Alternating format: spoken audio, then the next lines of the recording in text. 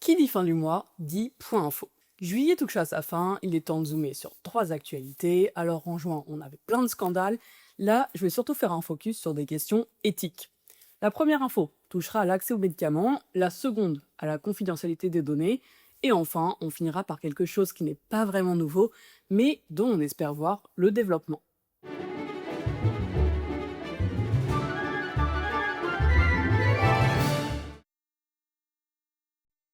En France, on a la chance d'avoir une sécurité sociale fondée sur la solidarité nationale. Ça existe depuis la fin de la Seconde Guerre mondiale, donc 1945. Le principe est le suivant. Une partie de notre salaire est prélevée pour aller dans cette sécu, et depuis 1991, il y a aussi une partie de nos impôts qui y vont. La sécu est donc principalement financée par les ménages et les entreprises. Donc on finance cette sécu, et cela nous est reversé selon notre profil. Les retraités touchent leur retraite, les malades voient leurs interventions médicales et médicaments pris en charge. Mais voilà, quand on parle de la sécu, on parle aussi du trou de la sécu, car depuis ses débuts, c'est plutôt compliqué. Si on prend l'exemple des maladies, c'est pas vraiment quelque chose de prévisible. Il peut y avoir beaucoup plus de dépenses pour la santé que ce que touche la sécu. Le résultat est donc que la sécu finance plus qu'elle n'est financée, elle est donc en négatif. Pour 2026, son budget est prévu en déficit de 19,4 milliards d'euros.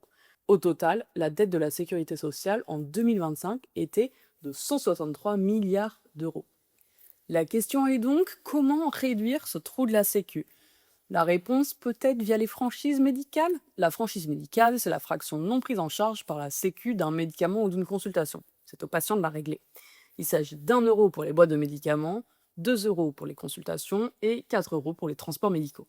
Pour les malades chroniques, vous vous en doutez, ça peut vite monter, il y a donc un plafond. Ce reste à charge ne peut pas être supérieur à 50 euros par an. Ce que propose Sébastien Lecornu le 22 juillet est, je cite, nous ne toucherons ni aux tarifs des hôpitaux ni au remboursement des consultations, mais nous diminuerons le remboursement des médicaments qui n'apportent qu'un bénéfice thérapeutique faible et nous demanderons un effort à ceux qui achètent plus de 50 boîtes de médicaments par an ou vont plus de 25 fois chez le médecin par an, tout en protégeant les plus fragiles socialement. Il s'agirait de ne pas toucher au montant des franchises, mais leur plafond pour cibler ceux qui consultent beaucoup et achètent le plus.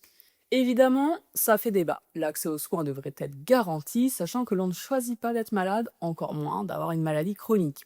Ces maladies ont déjà un vrai impact sur le confort de vie et le travail, y rajouter une charge financière ne semble pas en accord avec cette idée de solidarité nationale face aux soins. À voir quelles mesures seront proposées lors des débats budgétaires de l'automne et les débats que ça va engendrer. Passons maintenant au second point, sur la confidentialité des données. Pour la seconde information, on va parler de certains tests génétiques et de leur utilisation dans les enquêtes criminelles. Ici, on ne parle pas de tous les tests génétiques, on parle des tests génétiques qui vous permettent de retrouver vos origines. Vous avez sans doute déjà vu des pubs passer, c'est pas un test qui se fait dans le cadre médical, mais quelque chose que vous faites par curiosité par exemple. Début juillet, je suis donc tombée sur cette information selon laquelle les données de ces tests génétiques qu'on appelle récréatifs pourraient être utilisées pour résoudre des enquêtes criminelles.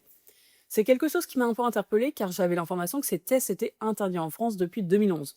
Donc quand j'ai vu ce projet de loi pour son utilisation dans les enquêtes pénales, je me suis demandé s'il y avait eu des changements quant à l'accès à ces tests génétiques, mais non, c'est toujours illégal en France. Quel est l'intérêt d'utiliser ces données? Eh bien, la France n'autorise pas ces tests, mais certains se les procurent tout de même, entre autres via les boîtes américaines. Selon le gouvernement, il s'agirait de 3 millions de Français. On pourrait donc comparer ces ADN aux traces d'ADN trouvées sur les scènes de crime.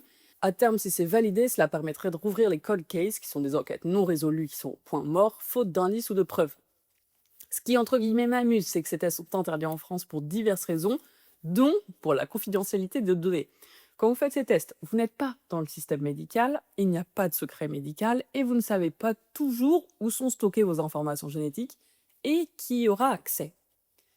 Le 23 juillet, le Conseil constitutionnel valide l'essentiel du projet de loi qui contient cet accès aux résultats de tests génétiques, mais il a censuré plusieurs parties, dont la partie prévoyant l'utilisation de ces tests génétiques récréatifs par la justice criminelle. En effet, le Conseil constitutionnel a jugé que cette mesure serait, je cite, susceptible de porter au droit au respect de la vie privée une atteinte de particulière gravité. Vos résultats ne seront pas accessibles par la justice. Pour ceux qui souhaiteraient réaliser ce test génétique, gardez en tête que vous n'êtes pas sous le secret médical. Cette confidentialité de vos données génétiques se pose réellement. Petit point culture avant de conclure, cette information fait fortement penser au livre 3 jours et une vie de Pierre Lemaitre.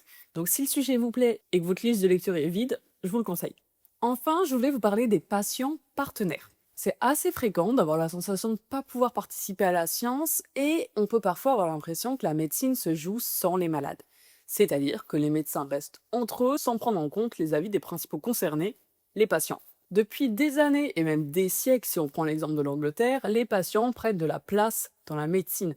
Et on voit apparaître cette notion du patient partenaire, qu'on appelle aussi patient expert, patient formateur, etc. Il s'agit d'un malade ou ancien malade qui, au fil de sa maladie, va développer des connaissances particulières sur justement cette maladie. Il va mettre son expertise au service des autres, que ce soit au service d'autres patients ou des professionnels de santé. Les patients partenaires, c'est pas nouveau. Ce qui est nouveau, c'est ce guide pédagogique sorti par la Haute Autorité en Santé, ou HAS, et c'est une super nouvelle puisque ce guide permet de mieux encadrer et définir ses partenariats avec la santé. Le but est donc de développer l'initiative des patients partenaires pour qu'ils participent à l'amélioration de notre système de santé. Mais comment ça, son amélioration? Comme il a déjà été malade ou qu'il l'est encore, il peut apporter son aide aux autres et surtout apporter son opinion sur la prise en charge de sa maladie et le parcours de soins auquel il a fait face. Leurs rôles sont donc divers. Ils engagent un dialogue avec les patients, permettent de les rassurer, d'éviter leur isolement et d'améliorer leur compréhension de la maladie. Ils indiquent au personnel médical les besoins des malades et, in fine, ils permettent un dialogue entre les patients et les professionnels de santé, permettant d'améliorer la qualité des soins proposés.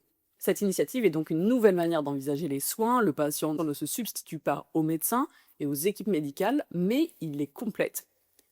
J'ai déjà dit, ce n'est pas récent, par contre c'est encore assez restreint et on retrouve des patients partenaires surtout dans les grands hôpitaux publics.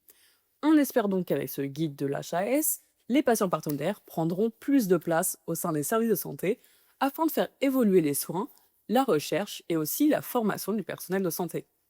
C'est la fin de ce point info, j'espère que vous avez appris les choses, j'espère que ça vous a plu et on se retrouve le mois prochain pour parler de ce qui a changé côté scientifique.